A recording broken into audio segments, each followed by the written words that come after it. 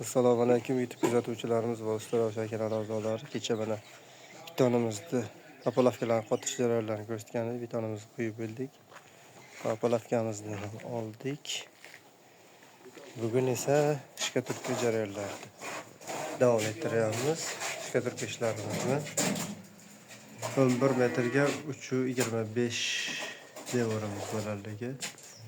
Ishga turtki boshlandi. Shogirdlardan birgalikda ishni boshladik. Ishga turtkamizning narxiga keladigan bo'lsak, podjilka 35 mingdan, balbayak 55 ming, 60 minggacha bor.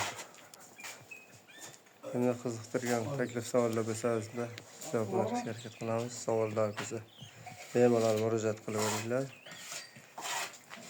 Derazaxonamiz ishga turtgasini tugatgandan keyin taravencha topalak turika bor ishlari bo'ladi.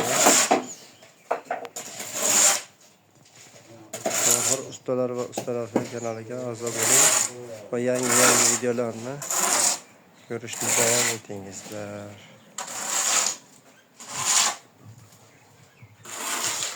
Yelkalarimiz tortilgan. Mana rastvorimiz qaymoqday. Oltarava qumga 4 xalta sement qo'shiladi. 1 xalta to'rpoq qo'shiladi. Bu shirasi kuchli bo'lish uchun. So'raganlar uchun. Ishga turtkamizda urgandan to'kilmaydi. Rastvor kam to'kiladi.